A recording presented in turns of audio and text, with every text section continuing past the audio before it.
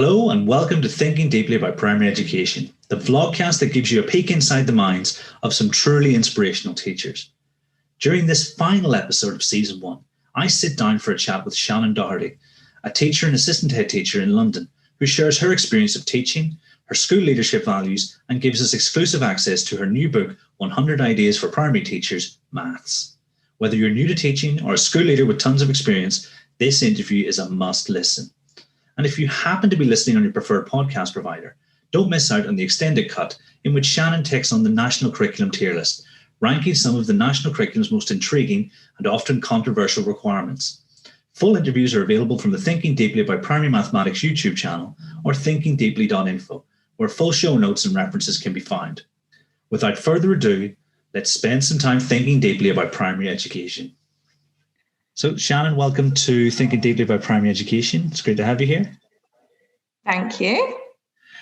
We always start with the teachers and numbers, just to get to know a little bit about them.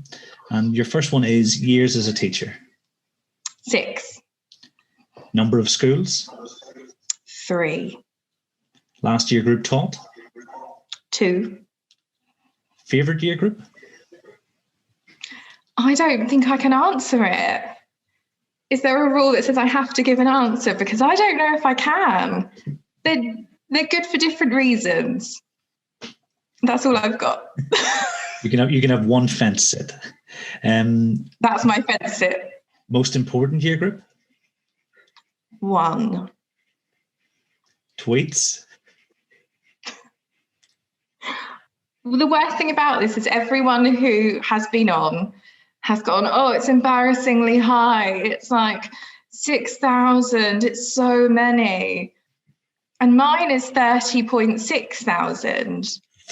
And I have no excuse for it other than I think I've been doing it maybe longer than some. And I think I do it more often than many.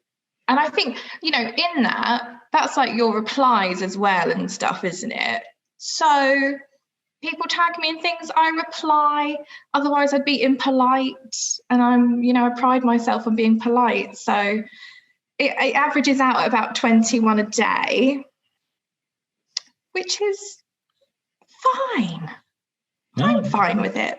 You're usually involved in quite healthy discussions about education. So I think it's good. Exactly. So it doesn't matter that it's 10 times as many as It's madness, isn't it? How does it get to be so many? Yeah, well, there you go. So you're currently a senior leader responsible for mathematics and teacher at a school in London. Tell us about your journey and how you got here. So in year 4, age 7, I decided that age 8? How old are you in year 4? That's bad. 8. I know how old children are in primary school. Aged 8, I had a teacher called Miss Stanton, who I thought was the coolest person in the world. And she wore denim hot pants and like high heels to school every day. And I thought that's the epitome of cool. And once I saw her she was really stressed. And I saw her go into a cupboard. And the year 6 teacher, Mr. East, went in there and he gave her a kiss. And I remember going home and being like, what is this? What is this job? And I thought it was a cool job. And I thought, she looks happy. That could be something I would do. And then I kind of just always said it in my head. And I went through years of being like, I'll be a dolphin trainer at the weekend and I'll be a maths teacher Monday to Friday. And then, as you do in year 10, I did work experience in a primary school and I really liked it. And then I did work experience in year 12 in a secondary school and I did not really like it. And I was in a drama department, mainly because I hadn't been bothered to look for work experience. And my drama teacher said, just come and be with us for the 2 weeks. And my friend and I both did it and I just couldn't stand it. I have so much respect for secondary school teachers. They do a wonderful job. I just can't be around the teenagers. I can't take it. And then, so before I went to university, I decided to take a year out because I was pretty dead set on being a teacher. And I thought, if I'm going to spend from the age of like 5 to whenever I retire in education of some sort, you know, as a student or a teacher, I should probably take a year out and just enjoy life. And so I took a year out and I carried on working at Waitrose, where I'd been working for a few years. And I TA'd part-time, and that was really good because obviously I got to be in a school a couple of days a week. Did some other jobs like bar work, and I was a receptionist at a sports club, and I was very, you know, certain that teaching was the way for me. Then I went to Greenwich and I did a 3-year degree in education studies, which people at the time were like, what is this joke degree you're doing? And I'd have idiot uncles being like, you're going to uni to learn about education? Oh, it's ridiculous. But actually, like, it genuinely fascinated me. And I had like these eccentric lecturers who were lefty as anything, and they had the most crazy views, and they taught us so much stuff. And we looked at all the background and sort of the foundation of schools in the UK and the history of education and, you know, all the psychology behind it and how children learn. And it like genuinely laid the groundwork for me to become a teacher. So even though it was a bit of a joke degree and people laughed and I only had like 8 hours of lectures a week, I loved it, and I enjoyed it. And then after that, I went back to Greenwich and did my PGCE with Elliot Morgan, who I, you know, didn't know at the time, but it's come out that apparently we were on the PGCE together. And it was, looking back on it, probably not the best teacher training, no offence to the people at Greenwich. Some of them did a wonderful job, but looking at what we know now, I don't think it really cuts the mustard, but what can you do? And I did a couple of really like opposite placements. I did one at a school called Lancelot, which was in the heart of Lewisham. Very interesting children, very interesting families. You know, there were fights, every swear word under the sun I heard on my first day, but I properly fell in love with it. After about a week, I was like, oh, well, I will work here. I love it here. And my mentor went off on long-term leave. So we ended up being the teacher with another student. So we literally, in our second week of our placement, became the teachers. Not right at all. You would not do that now. You would not let 2 students who were on their first placement and have never taught a group, let alone a whole class, run a class. We had the PPA teacher would come in the afternoon and do a bit of sort of history while we had some time out. But it was eye-opening. And, you know, I know that my teaching was probably absolute rubbish. But I learned, I guess, a lot because I had to learn a lot. And my friends were sort of teaching groups and observing lessons, and they might have the odd full lesson, whereas I was just, you know, a teacher for 11 weeks, which was bonkers. But like I said, I loved it.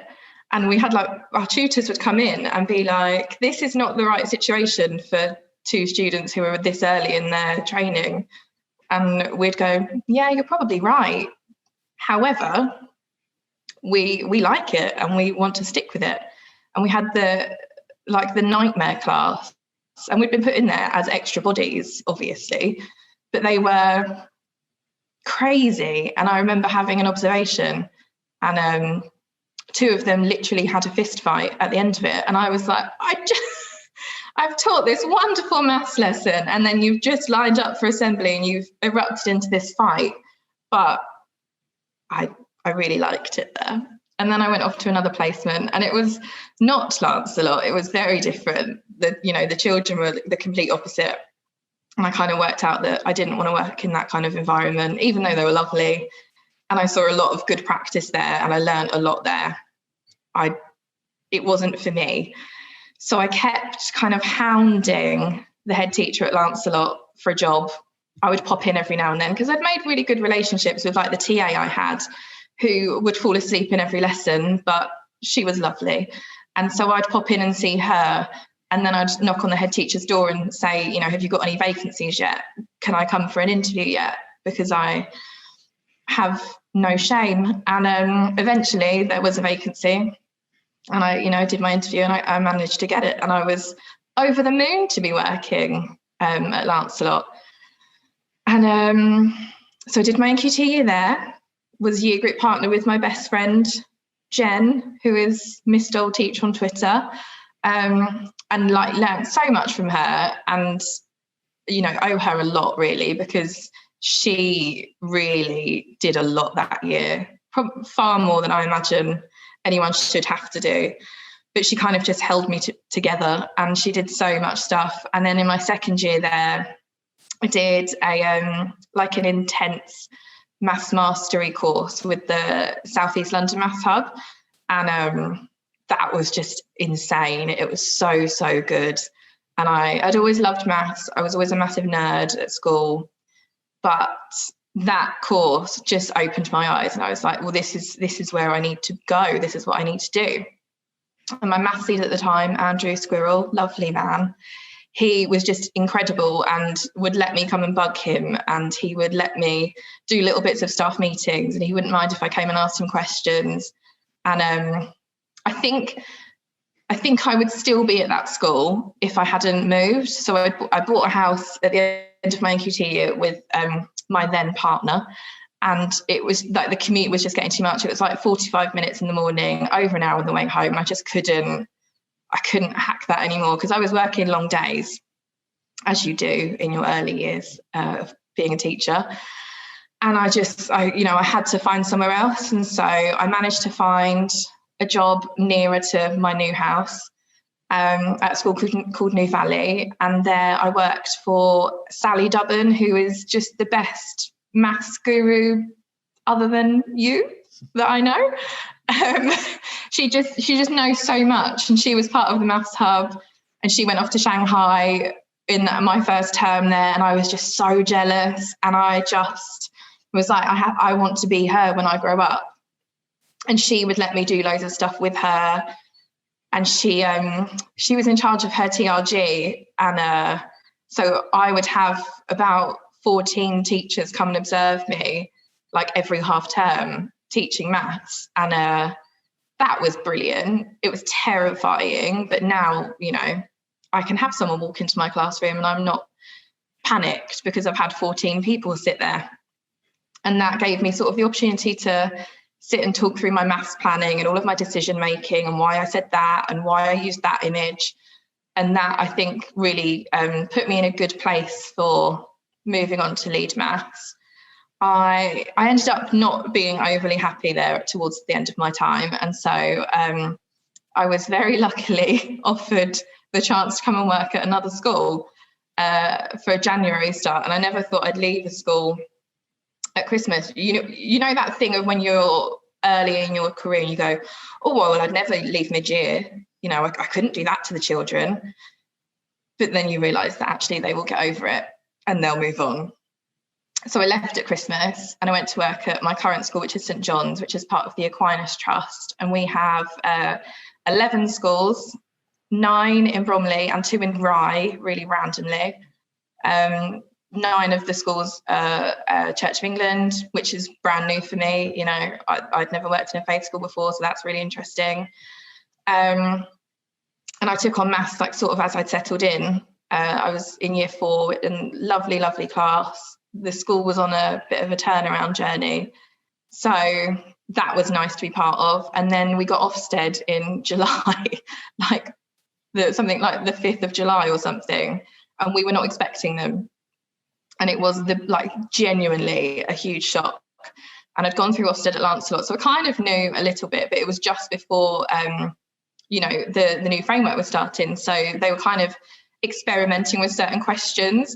So when I went in for like my maths grilling and they were asking me sort of deep divey questions, I was just like, oh, I don't want to be here. Why is this me? I took maths on like 2 months ago and I started here in January. Please don't hold me responsible for anything you're seeing. And I was very much like, everything I'm putting in place is for September. This is what it will look like, but I don't have that for you right now. But they were lovely. And we managed to get good. So, and that was our first good in, I think, 21 years. So it's a big journey. And then obviously lockdown happened last year and now this year, and life's just a bit strange, but that's me done, I think. Probably talked for like an hour about me. No, that's the most action-packed intro anyone's done so far. So, really the other guests should be ashamed. They should be ashamed of themselves, quite frankly. What have they been doing with their lives and their time, really? A few classics in there. The didn't organize a place to go, so ended up going to the school. Work experience is something I've forgotten, but that's an absolute classic. It is, isn't it? But on a serious note, I think everybody needs a Jen in their first year. They do. It's so intense. I'm still really good friends with my mentor, and he did the exact same thing. He made sure that I was, surviving essentially. Exactly. And he still. It was wonderful.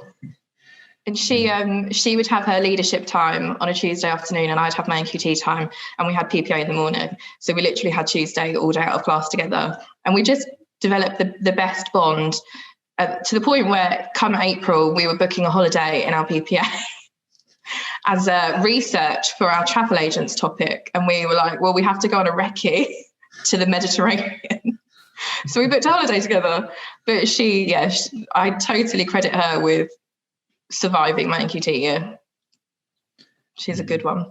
I think if anyone's in that position and they can be a Jen, I think they should absolutely go for it and be that rock that. Agreed. Because I think it's called quite a few times. That first year's tough, but we need as many teachers making it through as we possibly can. Absolutely. Yeah, and also I had to pull you up on the Ofsted story, because from what I heard, you did a very good job in that interview with them. So I think you're downplaying, exactly how much hard work went into that, and what a great result that was what a great outcome that was for the school. So yeah, it was very good. But terrifying. Yeah, I can imagine. But I think, I've definitely said this before. They've been really open to listening this last 3-4 years. My experience. So I think, every time. And I think we saw that at Lancelot as well. Because the head teacher started at the same time that I started, and she had been told that the school was on the brink of outstanding. And it was the opposite. We were, requires improvement at best. And she walked in and was like, oh, this is not the on the brink of outstanding school that I had signed up for. And so then, we had Ofsted in my second year. Yeah, in my second year, I think about halfway through. And we just started like no written feedback. And they came and the HMI basically was like, what good would come from me giving you requires improvement when I can see that you are making moves? And listened to everything that they were saying, and just sort of said, me giving you RI will not be good for you. You are clearly making moves and making progress to being a good school. And that kind of mentality, I think, is really important with the inspectors, to know that they can see the light at the end of the tunnel that we are heading towards, and not just that we've been in a bit of a bad situation or had a couple of years of bad data. So let's go into the classroom then. What would the 4 most prominent features of a Shannen lesson be? Well, what I will say as like a disclaimer before I start this is that I've listened to the other interviews and everyone has taken my answers. And I had, when we heard the first one and we heard Lloyd's podcast, and, that's a question that you're going to ask, I started to tick ideas over in my head and think, what would my 4 be? And I had a long list, and one by one, they've all been taken, which I think is probably what happens when you come so late and you're at the end. So, there are things that would be on my list. I've tried not to copy too much, but I am also aware that we all do similar things. And probably that's for the best, that we all do a similar thing and we all see those as like good practice. So my first one is like high quality modelling. And I know this has been spoken about, but that sort of I do, we do, you do approach. And I know you and Neil Alma talked about the silent teacher. And I think that's just so important, you know, doing whatever you're doing and showing them that, hey, you can actually be fluent at this. And you know, often with mine, if it's some sort of procedure, you know, I'll show them me doing it at my speed that I'm doing it. And I'll be like, this will be you.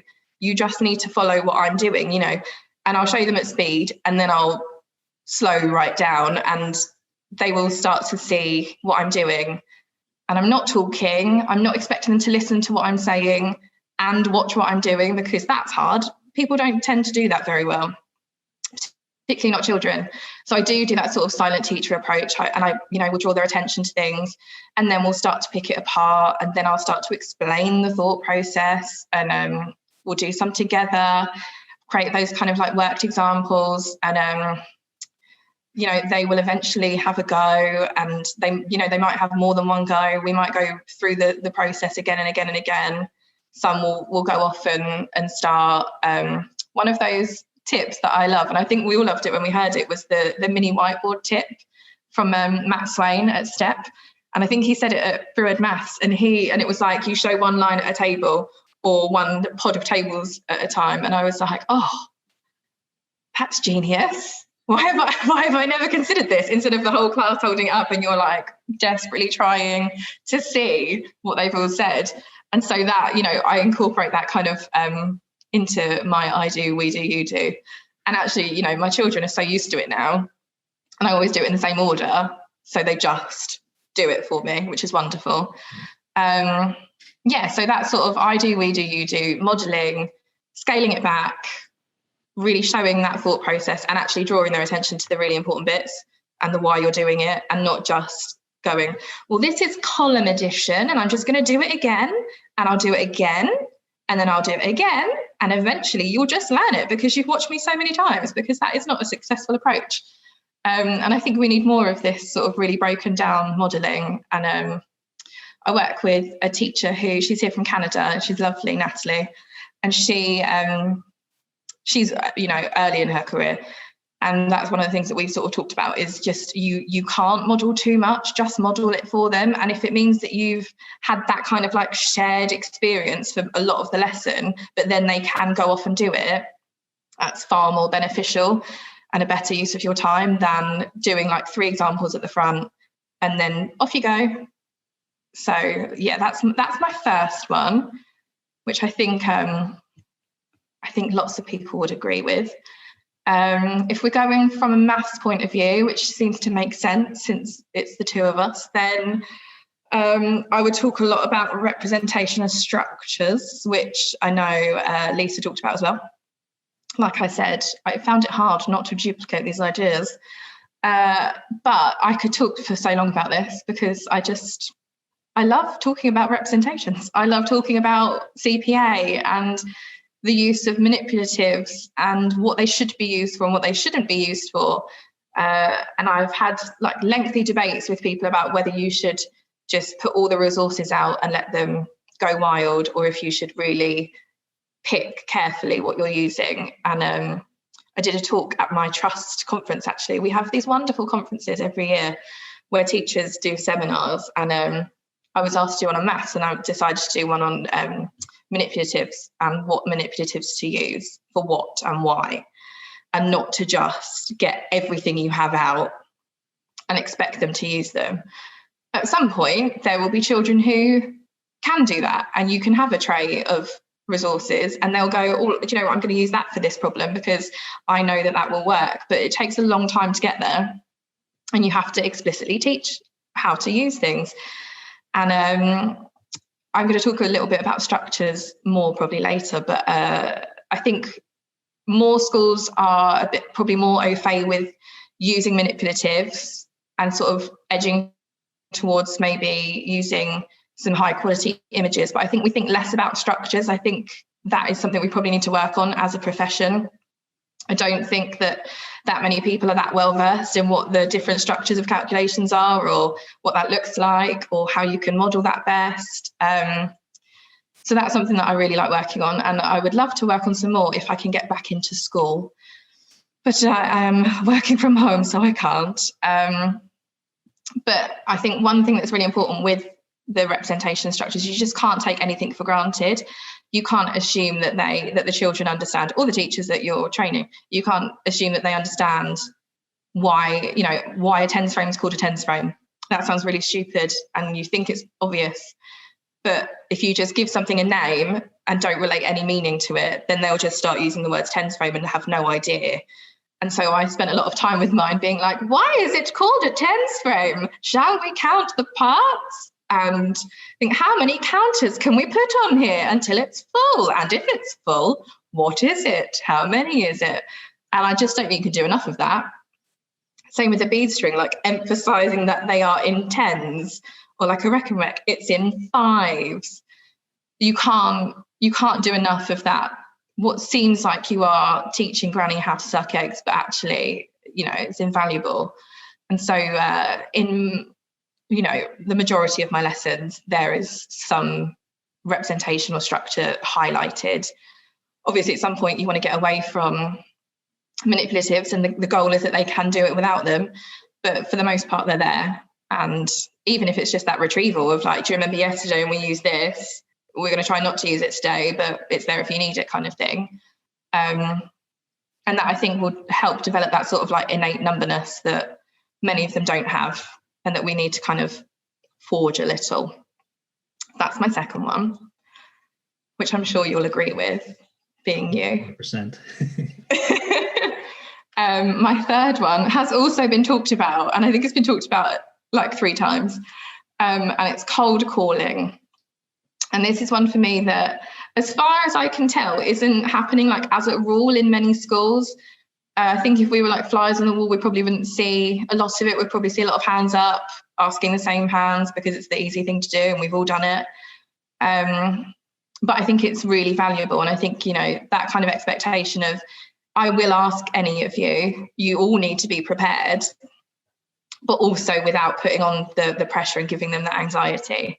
I know Chris talked about that before, and about sort of the way you put yourself in their shoes and you say, oh, I made that mistake as well. I'm so glad you did that. And making sure that that's your culture in your classroom. But I think that misconception of cold calling puts them under pressure, and it's high stress, and it gives them anxiety is so wrong. I just think you need to have that developed in your classroom, and you need to say that, we're all taking part. I have a small class. I need them all to take part. Otherwise, it's just the same 2 children putting their hands up all the time, and it's not fair. And you can't have that that mentality of, I can sit back because so-and-so is really smart and he'll just listen, put his hand up and he'll answer, and then I don't need to tune in.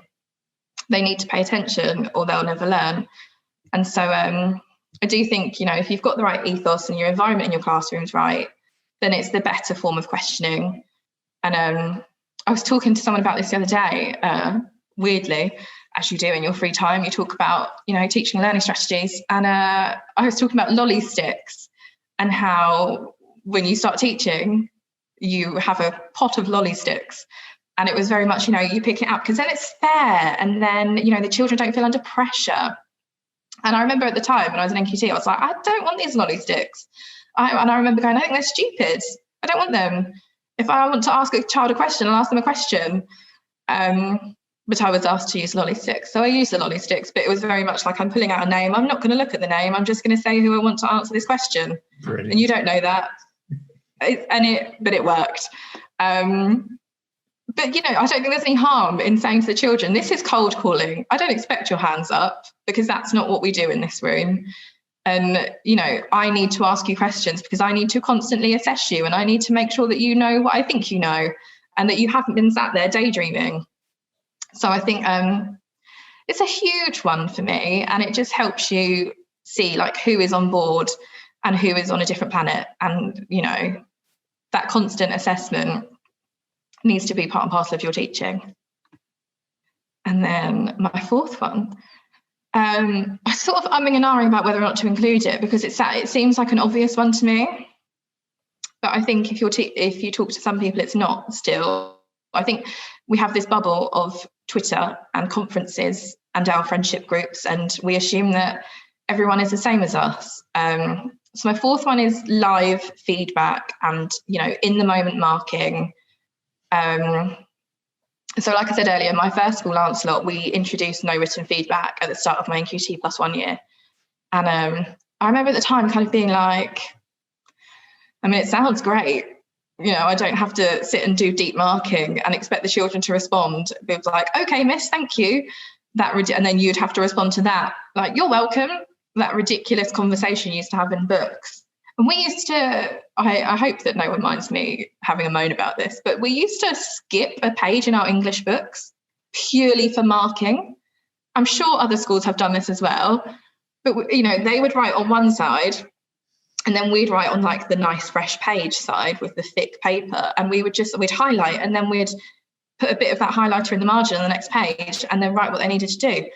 And that is just a madness when I think back to it. Firstly, the cost of books. Like, who has the money to only write on half of your book? That is just insane to me. But we used to do it, and we used to do it like 3 times a week in every subject. And so anyway, so we brought in the no written feedback, and it was based on that kind of EEF review, a marked improvement, I want to say it's called. And that was sort of my first insight into educational research, and sort of going, so people do research and then they produce these papers and then we read them and then we put them into practice. This is wonderful, being the nerd that I am. And so I remember, we were told about it in a staff meeting, and we were given the reference on the PowerPoint, and I went off and I was like, well, I'll go and Google this and I'll read it. And I did. And I remember being like, well, this makes sense. I know I'm only 2 years into this, but this is smart thinking. And so, like I said earlier, I have a small class. And so getting around them all is quite easy. And it's rare now that I don't have that time to pick up on someone who isn't getting it, because I'm around and I can see where they've gone way wrong. Obviously, you still get some children who are copying each other, which is a pain in the bum. But for the most part, I can see, if it's a genuine like slip or error and they've just written the wrong number, or they just miscounted once, or if there is like a deeper misconception that I haven't picked up on during my teaching, we deal with it there and then. And my TA is wonderful, and she does the same that I do. If we might have to sit and work with a couple of children at a time, but generally we can circulate the room and go, oh, you've done this, and start, ticking, because there is still that expectation that work is ticked currently, and which I'm not that fussed on, but that's neither here nor there. So it gets dealt with in the moment, and that feedback is there and then, and that we don't sit on it for a night. They don't have to come back to it the next day and go, I've got no idea what this is relating to. And so it's sort of like a no man is left behind ethos in our classrooms, because we expect it to be dealt with as much as possible in the lesson. And if it isn't doable, then it's a same day intervention, because you've been doing your live feedback and you're in the moment marking. So I think it's an important one for me. So that is my fourth one. But what I will say is that I was also tempted to include retrieval and multiple choice questions, which I think I'm sure we would have had a wonderful conversation about, and also the explicit teaching of language, but I chose not to. I chose to go with those 4. It was very hard. It's like you're trying to sneak in everybody else's answer. I know. This is my struggle. The thing is, when you look at those 4, even yes, they've been said before, but when you put those 4 together, you've got the reason that there's a teacher in the classroom. You've got to try and transmit it, some sort of knowledge, some sort of understanding, some sort of learning. You've got to find out if that's worked, and then you've got to do something about it. And absolutely, I'm thinking back to year 1. When you ask a question, you're just trying to get to go to the next bit that's written on your lesson plan, and you're like, okay, let's go, let's get to the end. Whereas actually, if you're thinking about the behaviors you've described, you're thinking about what it is to be a teacher. Because and I think I said at Matt's conference, I'm rereading responsive teaching, and all of those things came through really strongly in that book. And it's almost like a guide for teachers, even with missteps along the way, towards that kind of thinking. And so I think that they could possibly be the strongest four suggestions because of how they work together. So I'll take that. But you can't sneak 5-6 more answers. It's like, how many can I get away with? So then, thinking bigger picture, how do you instigate change on a school-wide level?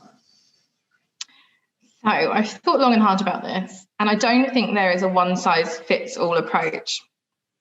Had I had time today, I would have made a lovely flowchart, because I have this sort of mental flowchart going on in my head as I talk about it. And I think, it depends what the issue is, and it depends how bad it is to, work out what your response should be and how you should try and develop whatever this area is. I think there are times that you have to sit back and just watch. And there are times where you have to consult the staff, and there are times where you just have to tell them and say, well, this is what we're doing. Deal with it, which isn't always the most popular approach, but there are times for it. So I think for example, like behaviour, I think if behaviour is a nightmare and it's out of control, you have to come in and say, this is what we're doing. You are going to do this. These are the steps you are going to take. I need your cooperation with this. Obviously, we will work together, but we're starting it from tomorrow, because it's not, a long-term project. It's something that needs to be fixed now. And so, and I think generally teachers respond to that for that kind of issue. If it is behaviour, they will recognise that behaviour is an issue. Let's try and fix it. But if it's something else, something more meaty, not that behaviour is not meaty, but I do think behaviour is one that you can just go, this is what we're doing. Don't deviate from the plan, follow the policy. If I think it's something else, then you need to kind of think bigger. And I think if you are new to a school, I think Chris said this as well, if you're new to a school, you need to sit back and watch, and you need to actually work out what's happening. You need to get your bearings and an accurate picture of what's happening, because like I said earlier, my head came in and thought we were on the brink of outstanding, but she didn't. She had to sit back and go, oh, no, okay, I need to approach this differently. So you have to take the time to see what is wrong and what's right, and then work out what your moves are. But if you are, if it's just something like a school improvement project that you're doing in your school that you've been in for a while, and you recognise that something needs to change or you need to put something in place, then you don't have to obviously do that kind of observing step. You can just put your plan together. And I think a lot of teachers appreciate the consultation where you go, well, what's working for you? What's not working for you? Why isn't it working? What would reduce your workload? What's the worst part about your job? That kind of thing. And I think in an ideal world, we'd always have those conversations, but we don't always have time for them. And I have been on both sides of it, where I've had to go in and be like, this is what we're doing. I haven't consulted anyone. Or, I'm the teacher in the meeting and sat there going, well, why the hell have they not asked us? Because this is the opposite of what I would want to do. And unfortunately, you just have to live with that. So you need to think about, like, what is your end goal here? What does, God tier of this thing look like? How are you going to get there? How long will it take? Reasonably, how long will it take? Not, we'll fix it by Christmas. And how will you know when it's genuinely embedded, and how will you know that, you can take your foot off the pedal a little bit because the teachers are doing it, it's ticking along, it's doing what you want it to do. I just said, you need to think realistically about how much time it will take. And I think you said this at MathsConf about, there are very few quick fixes in teaching and in like school leadership. There are, quick wins that you can do, but there are very few things that you can just fix overnight. And unfortunately, a lot of leaders are under pressure from whether it's, a trust or a local authority, and they're expected to whip something up, and they're expected to change data overnight. They're expected to whatever it might be. And so I think you need to have that middle ground of, I know that I'm under this pressure, but I can't then put that pressure onto my staff because I'm under this pressure. And that's unfortunately the deal when you're a leader. As far as I'm concerned, you get paid enough to handle that pressure, although that might be an unpopular opinion. And don't come and tell me I said that in 10 years' time when I'm under the pressure. So I think for me, like a successful approach is to trial something first. So if it's a curriculum change or a scheme of work or, whatever it might be, you need to have that like small case. You need to know that it works on this smaller level. You need to know that, year 1 and year 4 did it successfully, or 5 and 6 tried it and it worked really well. And then you have that time to experiment and really find your feet before you then take it school-wide, because there's nothing worse than saying, we're going to start this next week, everyone, all at once. No one knows what you're doing. And then you've just got one person who introduced it trying to fight all these fires, and everyone is finding their feet at the same time. So if you trial it, those people should generally be your team players. You've got your sort of early adopters, the people that know it works, and the people that will have your back when you then go to roll it out to the rest of the school. So then you can start to, open up that discussion, show them it works in wherever you trialed it. Where's the evidence? You can share research with them. You have to do a little bit of selling then, I think. It's not a case of you can say, well, we're doing this now because we've done it in year 1, so you're now going to do it in year 4.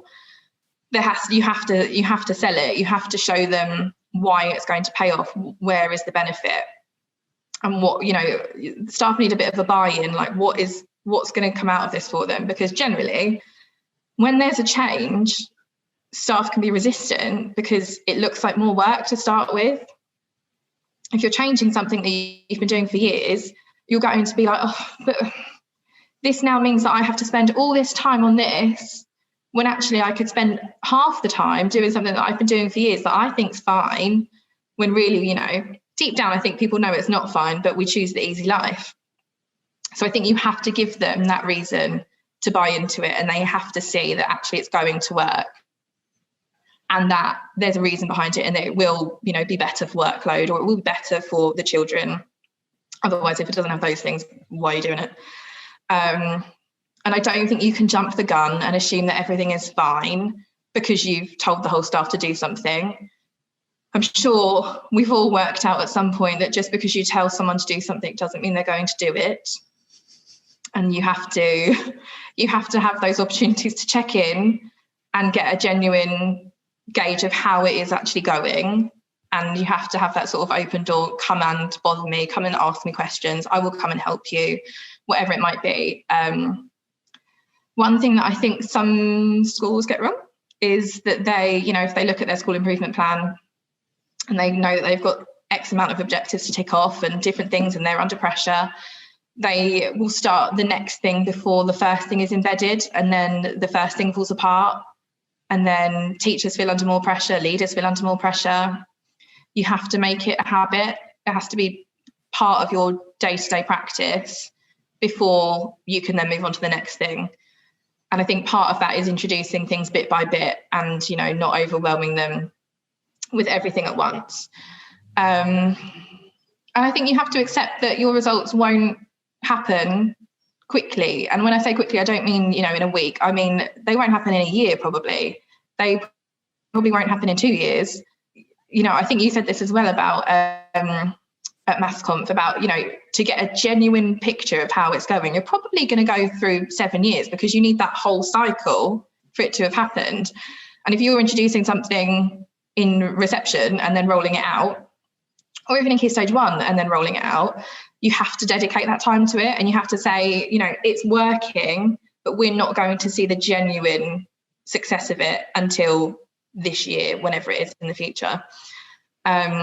Which can be really hard, I think, for some people to accept. And I think some leaders are like, well, I might not be here in 5 years, so, I want to see results now. But it's not like a plaster over it job if you genuinely want to introduce something and have that school-wide impact. And I think sometimes that's the approach people take, because they go, oh, well, we'll just do this for now because it'll work for now. And then it'll be someone else's problem. But we can't do that. So I think that's my approach to school-wide change.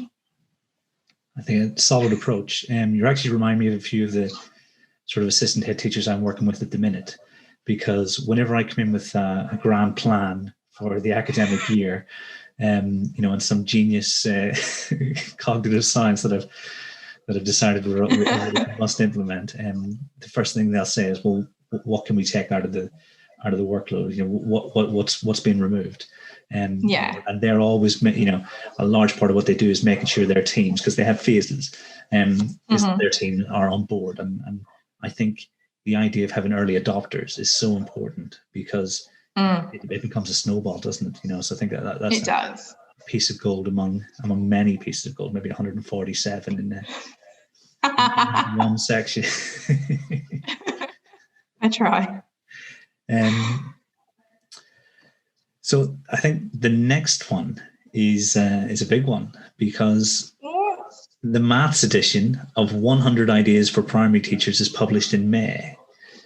And I'll ask you the same question I asked Christopher Such, because I'm the Jeremy Paxman of Primary Education Podcasts. Why does the world need this book? Well, it's a really hard question to answer, because I think many people just by nature are not particularly braggy. I think I'm probably the least braggy person in our kind of circle. I find it really hard to talk myself up. And so I'm going to try, because I have had to think about this, because I had to write an introduction to say, why you need to buy this book and what you'll get from it.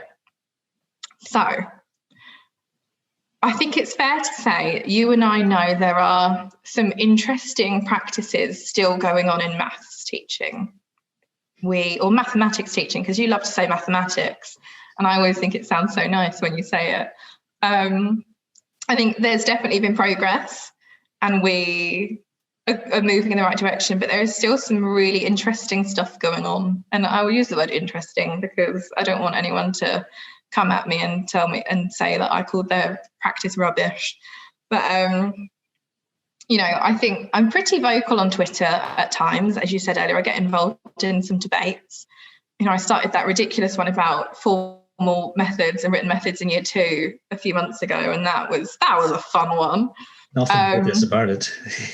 You're right. No, and it was important, and I got involved with the crocodile one as well, which was another important debate. So I was asked about a year ago, and clearly Bloomsbury thought it was something that needed to be written, because they had it as a prospective title, and they came to me, which I never thought would happen, and it sounds ridiculous as I say it. But teachers are time poor. We don't have a lot of time to dedicate to reading. We don't have a lot of time to dedicate to professional development. I wish we did. I think if I ruled the world, I would give teachers an hour a week to just do reading or a webinar or whatever it is that they feel they need to develop, and it be self-led. But we're not in that situation, so I can't. But this for me is something that, early career teachers, NQTs, trainees, people that haven't been teaching maths for a long time, people who haven't been teaching maths in this sort of mastery way. This book, I hope it will be something they can pick up and take ideas from. It's literally called 100 Ideas. There are literally 100 ideas. And within there are little bonus ideas that I had to include. And they cover the national curriculum to I can't obviously write 100 ideas for the whole curriculum, but they cover all the different topics in the curriculum. There are ideas for year 1, there are ideas for year 6, there are ideas that you can change depending on what your year group is, and tweak it. The target audience for this book is not people like you. It's not people like probably a lot of teachers on Twitter, because they are already engaging in their own development, but it's for the people who are genuinely scared when it comes to teaching maths and don't have an idea and don't have a supportive network in school. and don't have a well-written curriculum. You know, I try not to delve into the edu Facebook groups too much, but when I do, like I'm admin for a year 3-4 one, which is super random considering I teach year 2 now, but that's life. And the things that people say, like, you know, someone said, is anyone teaching year 4 fractions? Because I taught fractions of shapes yesterday. What should I teach next?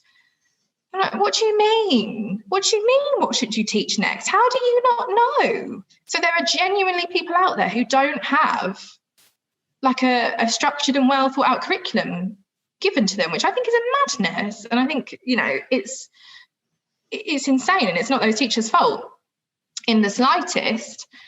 It's whoever their maths leaders. But those teachers can hopefully go, oh, I've got to teach something mathsy that I can't think of right now, like something to do with percentages. There's a couple of percentage ideas in there.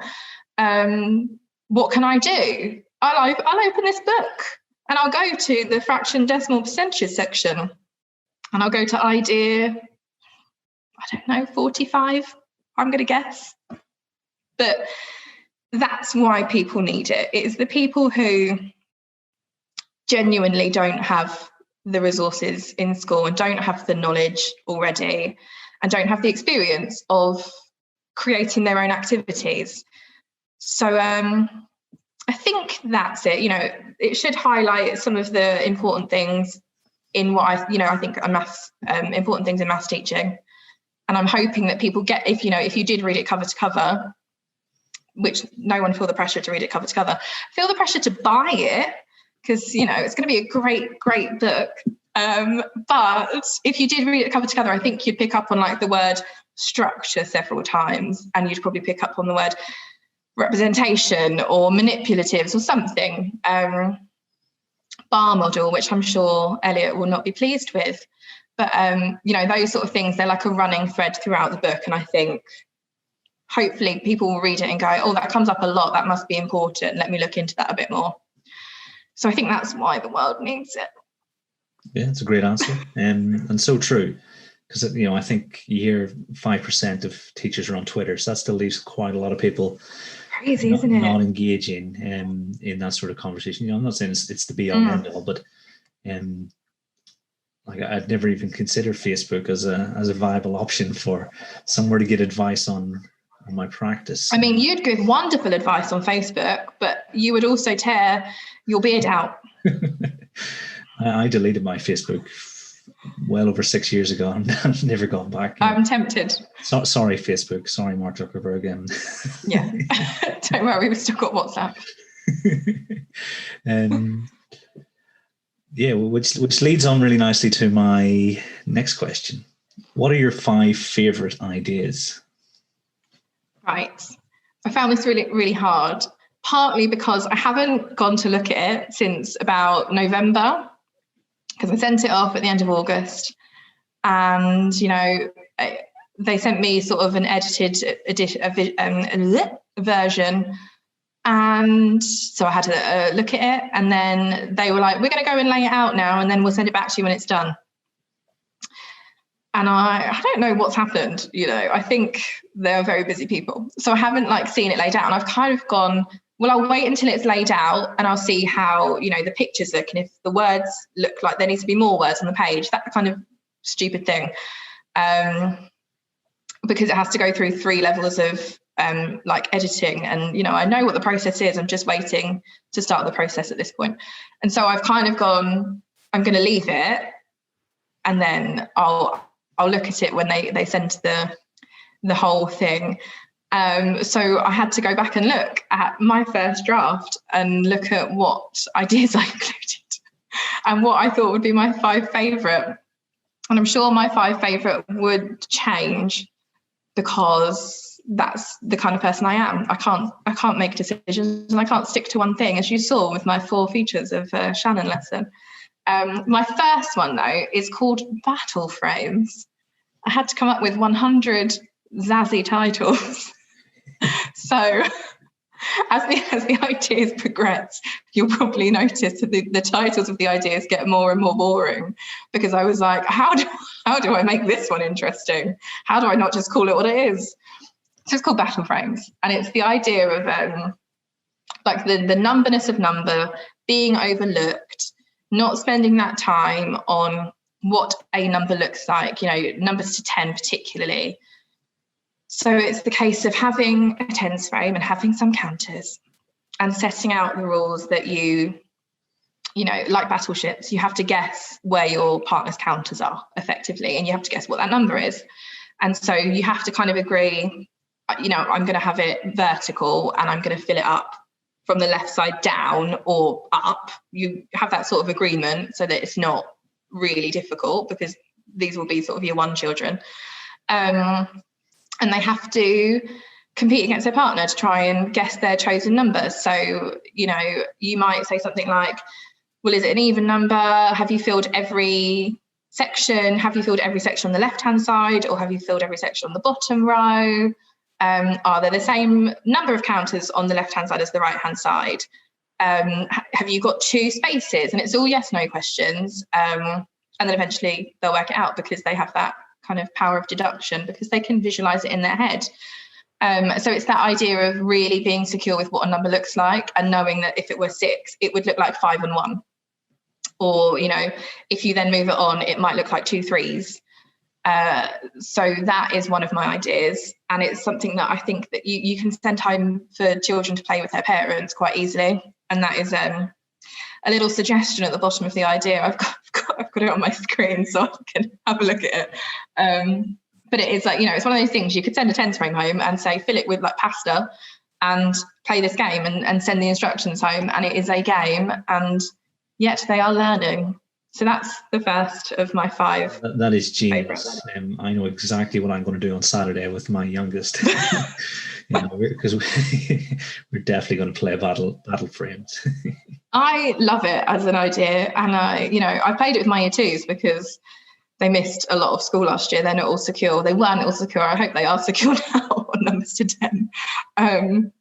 But it's a nice game. You don't have to sit there in a high stress environment.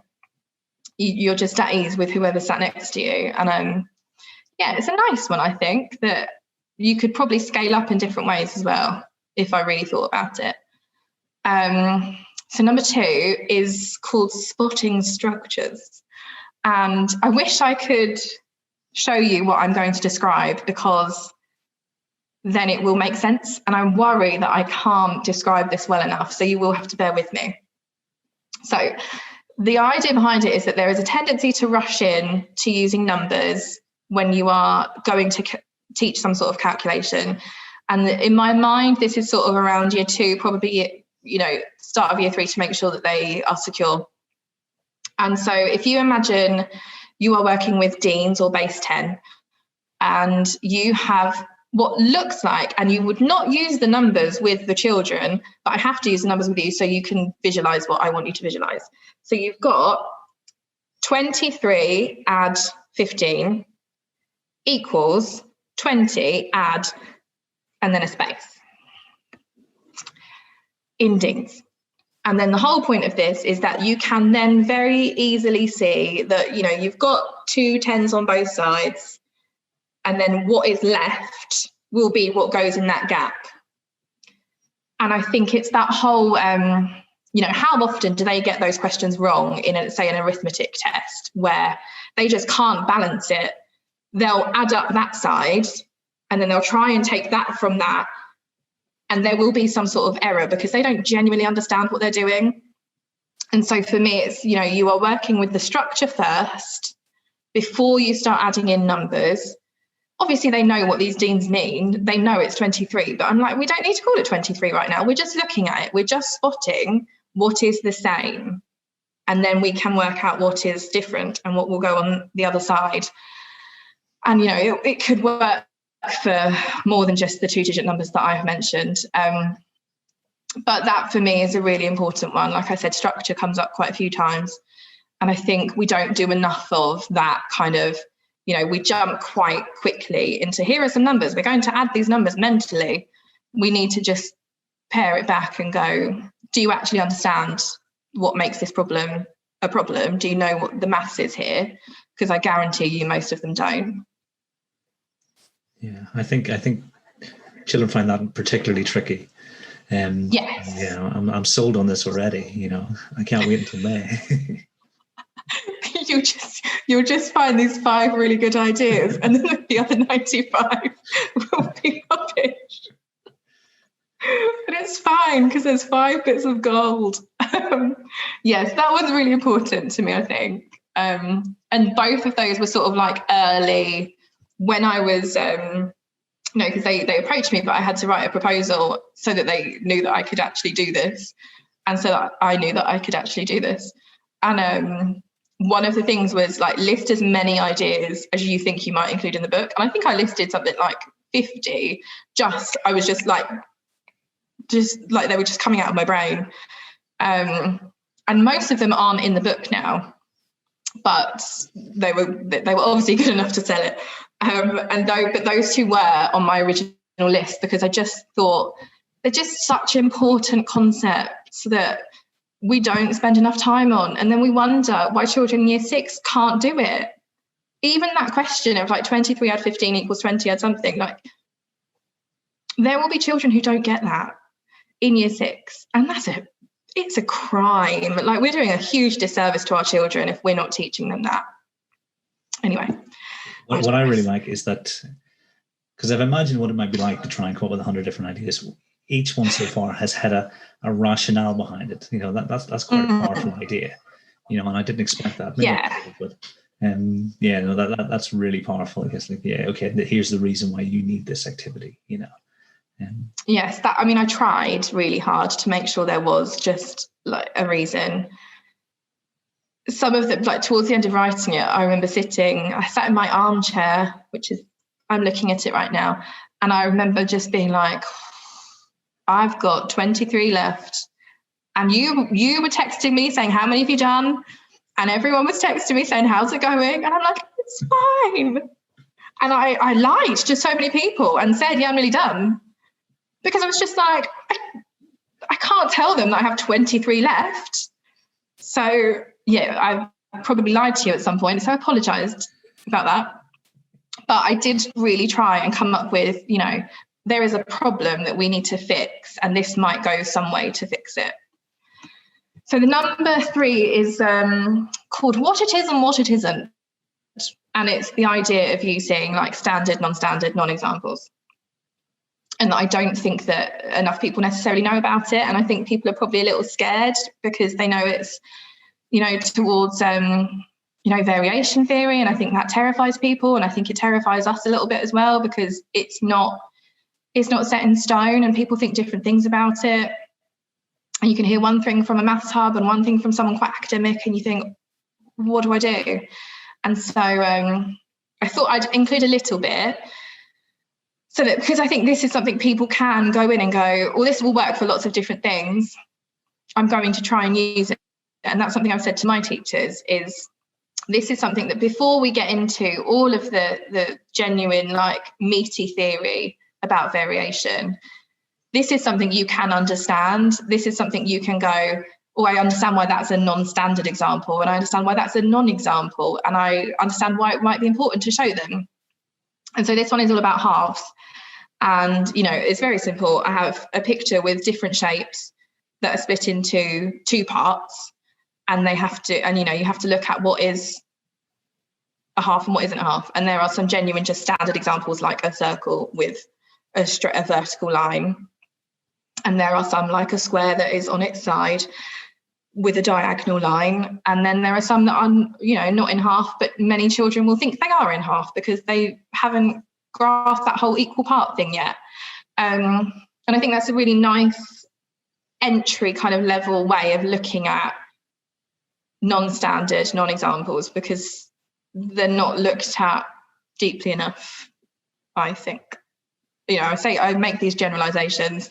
I haven't been in every primary school. I don't know. But this is the feel I get from talking to people. Well, the thing is, the idea behind these interviews is sort of to get teachers' impressions of the world in which we're working, and on carrying out our work. So, you speak to your truth, and that's all we can do. There's no way we're going to be able to solve absolutely everything. And I think it's really interesting that you talk about sort of the debate about variation and stuff. And I think what you're doing by giving those examples is, in my opinion, what needs to happen next, where the profession needs to take the advice and then show what that might look like. What does it look like in our classroom? Yeah. And then collect a bank of ideas that work, because we could argue until we're blue in the face, and we may still be arguing in 20, 30 years time. That's not going to help us in class, tomorrow morning. No. So yeah. And I think you're right that we could actually still be arguing about this in 20, 30 years time. It's not like it's a brand new thing and that they've just come up with it, and so it's not set in stone yet because it's brand new. It's not brand new. It's been talked about for a long time, and yet we still haven't really decided what it is, which is why, it does need to be handled with care, and you can't just go in gung-ho and be like, we're doing variation and this is what it is and that's it. But you can drip feed in these little bits, because these are bits that we do understand. And, we've talked before about how we still don't understand it to its entirety because we can't yet. But this kind of like you said, doing this sort of thing, having this bank of examples would be beneficial. Yeah, because they can take your idea and then turn it into a slightly different idea, and then over time, exactly, tons of ideas that work in the same way. Excellent. This is a strong start with these first three. Okay, so number 4 is something that I think lots of students struggle with, and I'm going to say teachers struggle with it as well. And I feel like it's probably a bold call to make, but I think you'll probably agree with me. And it's that whole idea of like a pre-sale price. And that there has been a percentage taken off and you need to work out the original price. And I think it flummoxes so many people. And actually, it doesn't need to, because if you know what that should look like in your head and you understand the structure of it, then you can answer that really quickly. And so I've approached it from a bar model point of view. And the case of, here's your original price, here's the percentage it would have been, and then you can work it out. You just need to see what it looks like. And I'm sure there will be people who are anti-bar model who will disagree with me and who will say, just teach it. But actually, this problem particularly, you really need to see it. Even if you just see it a couple of times and you suddenly go, oh, that's what it looks like. That's how you can picture it in your head when you're faced with this problem. But I do genuinely believe to be successful and have a real kind of deep understanding of this style of problem that does just flummox people, you have to see it. And I think a bar model works well for it. And I'm sure you can work out what my bar models look like because you're an intelligent person. And if anyone is listening, I'm sure there'll be lots of listeners. If anyone's listening and going, I don't know what that looks like, just ask me and I will draw it out for you, because it's valuable and you don't need to wait until May to buy the book. I'll just draw it for you now. I was thinking it might be great for you to do a video on these 5 and then we could share that in the run-up. You put me on the spot now. You never know. I'm hard to pin down, so I'm just so busy and important. This is taking 6 months? I said to someone this morning, I've got this podcast recording tonight, and I've been putting it off for a while. And they're like, how long? And I was like, well, I think some of them were recorded a couple of months before Christmas. And I just keep avoiding the topic because I just get so nervous and full of imposter syndrome. But it's fine, we're here. Right, so we've had 4 pretty good ideas. It has been 4, hasn't it? I haven't suddenly got to pull out. No, it's 4. No, it's been 4. Yeah. I'm on number 5. Number 5 is called Seeing Doubles. And it is the idea that we need to expose children to the connections that are in maths. And so linking things between concepts, making something just genuinely explicitly clear to them is really important. So I'm coming at it from the perimeter of a rectangle angle, where they need to know that the two parallel sides are the same length. And they need to understand that if they see 7 and 2 as the measurements of your rectangle, they just need to double it. But I rarely see this taught, and I don't know why, because it just makes sense. So for me, I would do some sort of, starter to get them thinking about doubles, because not enough children can double mentally, even like 1-digit numbers. We do maths passports at our school, and we introduced them before I was maths lead. And hilariously, I got the old maths lead a pilot's hat to wear when he was testing people. And I didn't think, I went into this job knowing I was going to take over maths, and I didn't at any point think I'm going to have to wear this hat. So now I have to wear the hat. But one of the objectives, I can't remember what passport it's on, is doubles. And it's like the number of children who get stuck on it for at least a month when they've nailed all their other targets in that one passport, and they just can't do the doubles. And you think, surely you've been doing this since Key Stage 1, you're in Year 5, why can you not do double 15? It's very easy. That's a horrible thing to say, but I've said it now. But you go, why do you not know how to do this? Because actually when you do learn it and you've taught them really explicitly and you've gone over them again and again and again, and you have that aspect of retrieval and you revisit them constantly, then they should know them. You should say double 7 and they should say 14, but not enough do. So this idea is make sure they're confident with their doubles, or as confident as you're going to get them. We'll rarely get an entire class who are genuinely confident in what you're doing, and that is a shame. But it's the way it is. And I think if we waited until the whole class was secure in everything, we'd be waiting a long time. And you think you just have to accept at some point you need to move on. But then you do all the work and you do all the intervention and you make it fine, and it's all fine. So this is, you make sure that they're good with their doubles. It might be that you revisit it for a lesson. It might be you revisit it for 15 minutes, depends on your class. And then you are looking at the perimeter of a rectangle. You see, show them examples of 7, 7, 2, 2, and show them that, the sides are the same, and then start to take them away and be like, well, what do we know? So what can we do? So let's do that. And I think it's just one of those things that not enough children make the connection because not enough teachers have made the connection that actually this is a really easy way of getting your perimeter.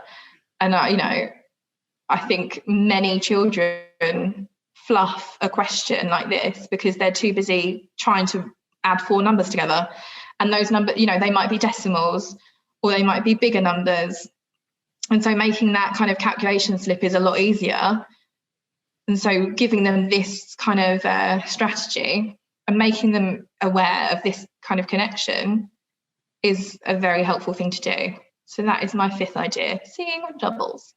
Nice, I like it. Yeah, because in my experience, 2A plus B doesn't get as much of a run out as it deserves. You'll often see A plus B plus A plus B. Mm-hmm. I suppose I consider myself a bit of a purist. I much prefer, the 2 with the brackets and then the, over 2 when we're talking about dividing by 2. That's my modus operandi. No, but I'm totally with you. They need to see it. And I think putting it into that kind of language and showing them that, introducing that tiny element of algebra, there's nothing wrong with it. It's going to make them stronger when they come to it properly later on. So I think that kind of element of this is how you can do it is very helpful. I'm genuinely really excited now for this book because Oh. five really strong activities, some of which I'm going to use with my young kids this weekend. A rationale for them, I think this is going to be really powerful and really useful for teachers.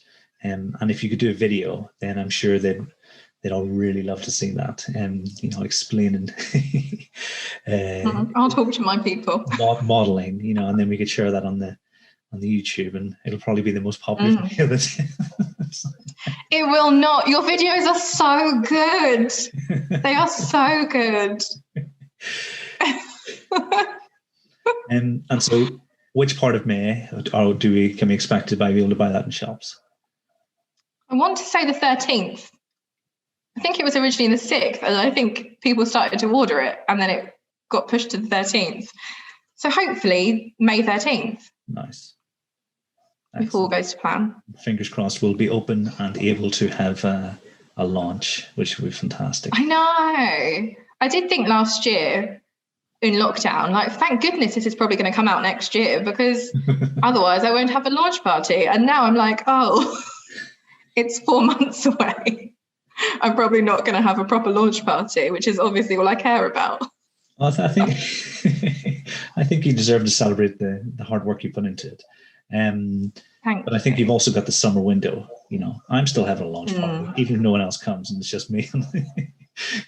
Absolutely. That was in September. Yeah, well, we need to do it. So changing the topic just a little bit, Saturday conferences are clearly a passion of yours. Why do you enjoy them so much? I'm just a bit geeky about our job. I just think it's wonderful, and I love making myself better at it. And, Saturday CPD is cheap and accessible, and it's friendly. And sometimes it's in the pub, which is wonderful. The first one I went to was Primary Rocks 3 or 4 years ago, I can't remember. And I was new to Twitter and new to using Twitter. And but I was taking part in the Primary Rocks chat on a Monday, because I think lots of people kind of spot it and go, oh, this is primary based, I'm going to delve in. And they start talking about Primary Rocks Live. And I was like, what is this thing? This sounds great. And then they were like, the tickets are going on sale at 9:00. And I remember being sat in the bath and going, well, I'm going to order a ticket to this thing that I don't know what it is, but everyone seems to say it's great. And so I ordered 2 tickets because I was like, I'm not going alone. I'll find someone to go with me. And luckily I did. And it sold out in like 2 minutes. And I was like, am I going to see Beyonce? Like, what is this thing? And it was, the tickets just went. And it was in March, and it was around St. Patrick's Day. And it was just like the best day. And I remember kind of coming away from it being really excited, and sort of like my primary teaching passion was like reawakened. And as much as I've never lost it, it was like, oh, it's like invigorated it. And I suddenly have these ideas, and I've seen these people talk. And I remember I saw Stephen Lockyer, who I love. And I don't remember who else I saw, which is really bad. Oh, I saw Rob from the Literacy Shed. And I saw someone else. Oh, I went to a computing one. That's what I did. It was like unplugged computing. So I went to things that I was like, I know nothing about this. There were maths ones, but I remember being like, I'll go to things that I am not good at, which is why I went to computing. And we built Lego, and it was wonderful. And I remember sitting in this room and being like, these are people I've interacted with on Twitter, who I have sort of, come to see as like Twitter friends, which seemed super sad at the time, but now it's just my life. And then we all went out after and got completely drunk. And I had not been that drunk for a while, since I was like 18, and it was mad. And I think I got into bed at like 5 a.m. and I drove home at like 12 from Manchester. But it was just the best weekend. And I got back and I was like, this is incredible. There are more of these things. And so I started to look out for things, and Brewed Flip in Oxford was happening. and it was organised by Ed Finch, and I had kind of seen Brewheads. They were very new at this point, and I'd seen them and thought, these look great because you're in a pub, and every picture of them, people like holding up a pint at like 11 a.m. And I was like, what is this? And so Kate Obridge persuaded me to get a ticket because I was having a bit of a rubbish time. And it was my birthday weekend, and she had been, we'd made Twitter friends. And so we met at the train station, we met at Marylebone and got to Oxford, ordered a cider at 10:30 in the morning, which is ridiculous, like a strawberry and lime cider, which is not a breakfast drink. And that was my introduction to Brewheads. And, I think when lockdown hit, I think I'd gone to about 20 of them. And, I've organised 3. And I spoke at one last February, which was terrifying but wonderful. And it's just the best time. And I know there's that argument on Twitter constantly of people shouldn't do CPD on the weekends. It's their free time. But I'm like, it's my free time. I can do with it what I want. I have no children, no husband, no one's depending on me. If I want to spend a tenner on a ticket for an all-day event where I can sit in a pub or a school hall with my friends or even a bunch of strangers and talk teaching and learning and develop myself professionally, then I see nothing wrong with that. And I wouldn't have had all of the professional development I've had in the last few years if I hadn't have been going to these things. Most schools don't have the budget for regular CPD. Most weekday CPD is like hundreds because that's people's jobs. And I understand they need to charge for it. But the same speakers then speak at the weekend for free. So why would you not go to that one?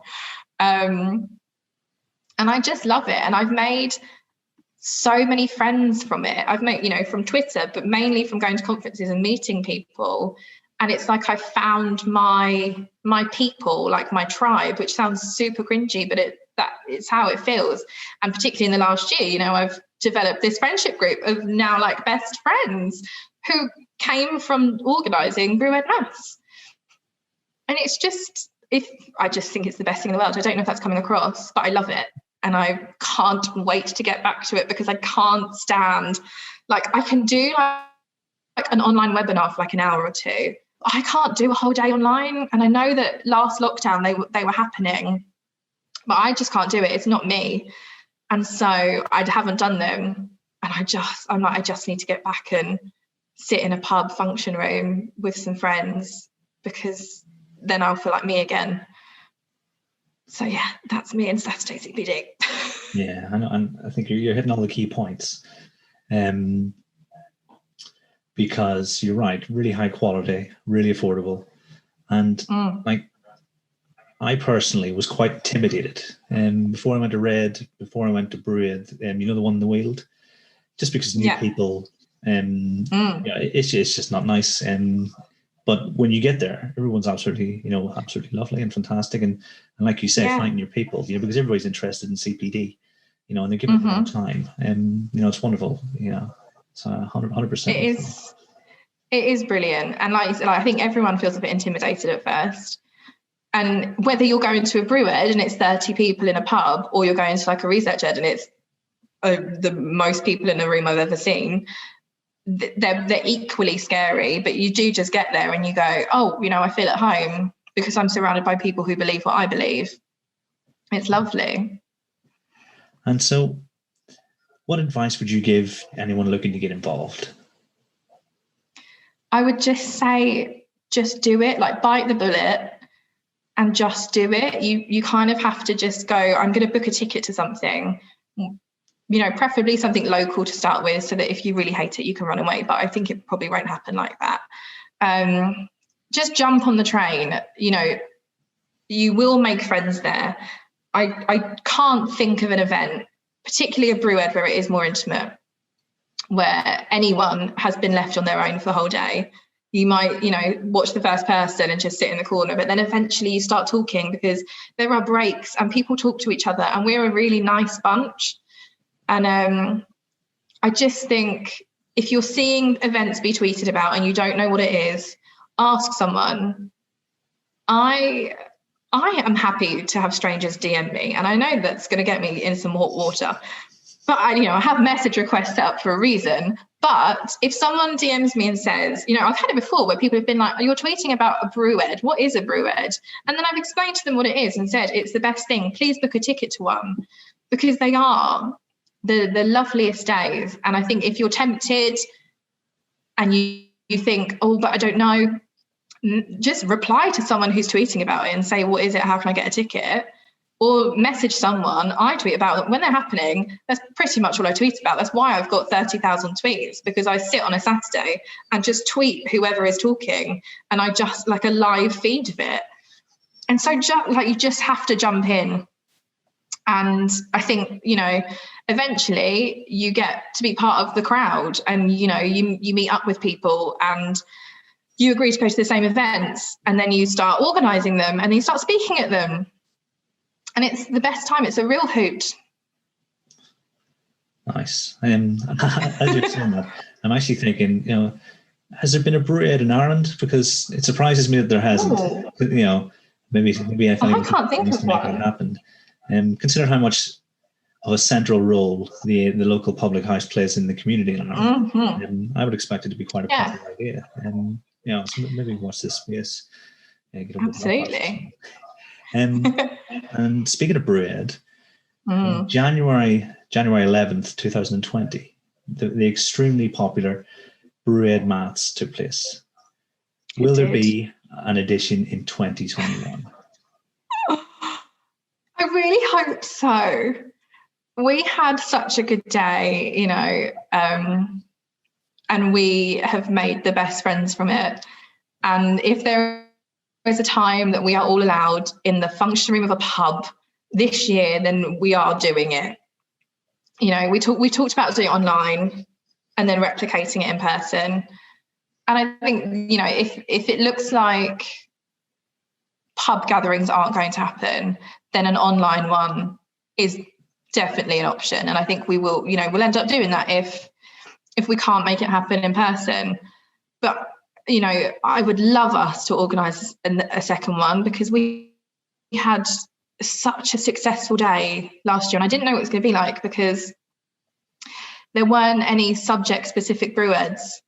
There'd been like an early years one, and there'd been an SEN one, I think, but there hadn't been a subject. And so I remember sitting there at a maths conference for the Thames Maths Hub and going, this would be better in a pub with some alcohol. And so I tweeted then, does anyone have any interest in this? And then Elliot texted me saying, yeah, I think this would be great. And other people started to say, yeah, I'd talk if you wanted me to talk. And then slowly we developed it. And I just think, why would we not do another? And even if we have to do it outside, like a little brew ed maths festival with bring your own alcohol or non-alcoholic drinks for those who don't want to partake, I think we need to make it happen. And we've already talked about names. We talked about names last year. This time last year, we're going, who can we get to talk next time? And it's been a year and we've just been locked down for most of that time. But if we can make it happen, it will happen, because it's wonderful. There's definitely an appetite, because you're talking about things sound out quick. The tickets for bread maths the first time, they went very quickly, didn't they? They went very quickly. And I think if we did it again, there'd be more people who were like, oh, it looked so good last year. Yeah. I'll go again. I would hope. The one thing I worry about is that people will be scared about getting together. And I think part of me is like, I want to be the first one to do it. I want, as soon as it's safe, I want to be the first one that organises one. But then I'm like, will people come to it?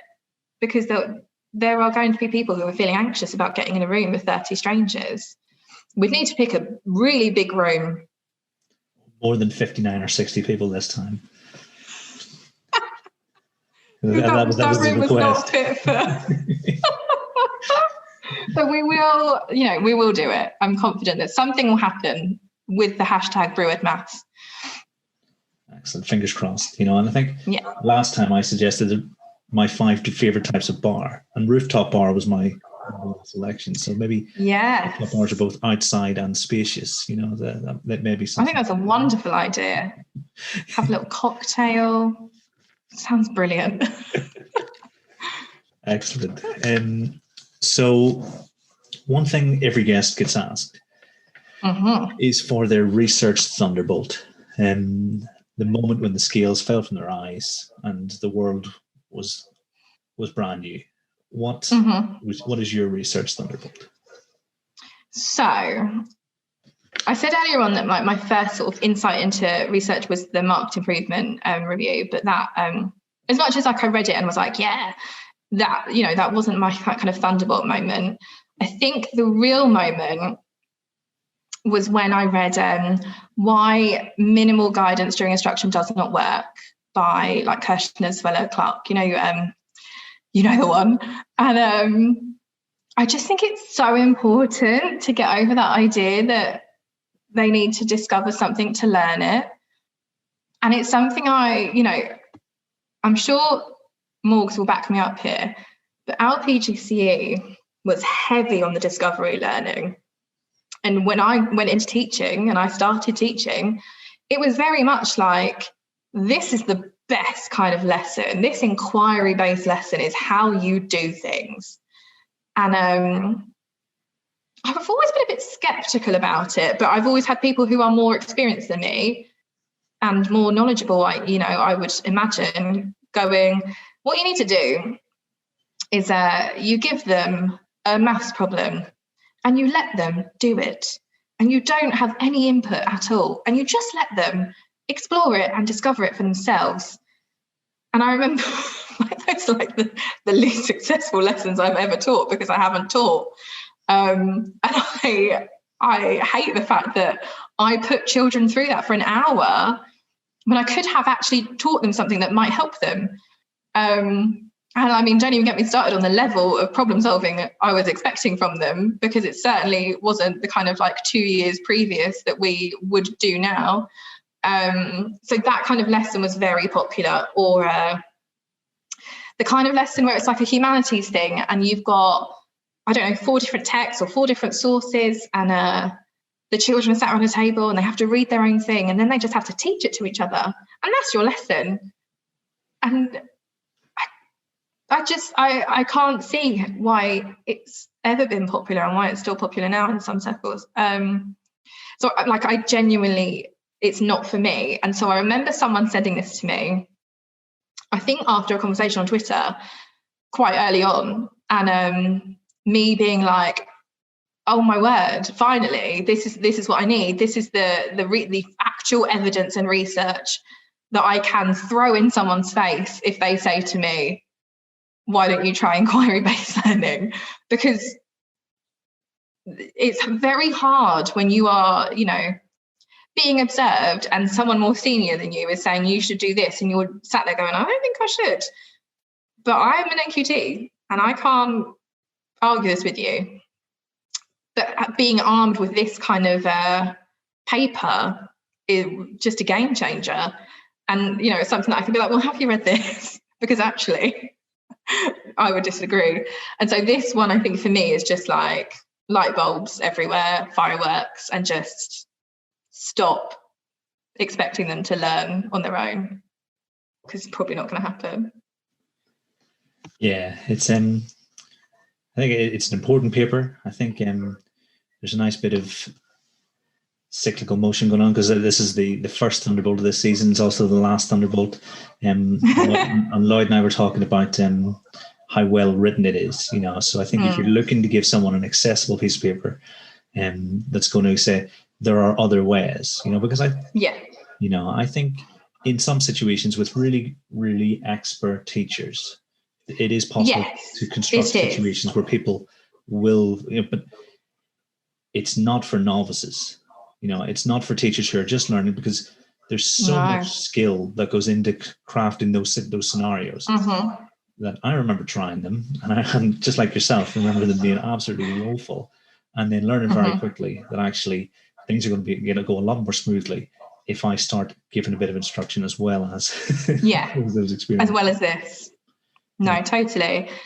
And I think there's been an argument on Twitter several times about like there is a time and place for it, and there's a time and place for most things, but for me, with the kind of the kind of children I teach who have these massive gaps, particularly now, like children coming back from doing no work last lockdown was mad.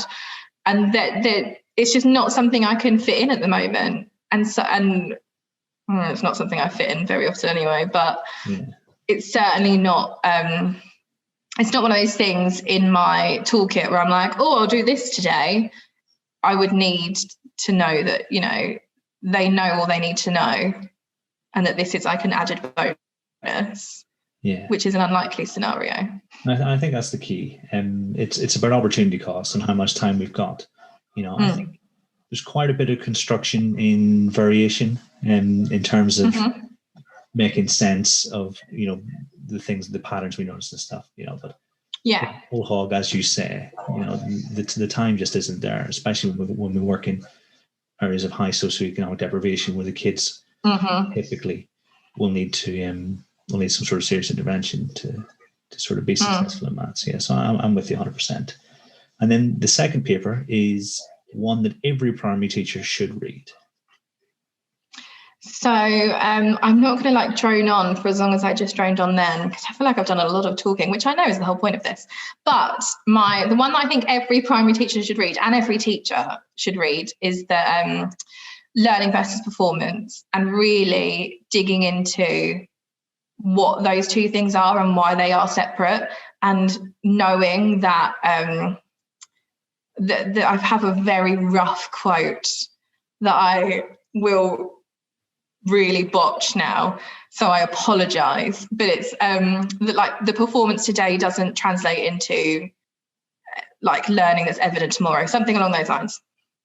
And I just feel like I say we because I'm very giving, and I say we as a profession, but it's one of those things we need to take it into account when we're teaching. We need to understand that someone putting their hand up and mimicking what you've done isn't a sign that they've learned something. Sometimes it is, and often, I think if you know your class well enough, as we generally do as primary teachers, you can see when it's someone who you expect to learn it and you expect to pick it up that quickly, and it's not that they're just mimicking you, and they genuinely have taken it and processed it, and then they can do it.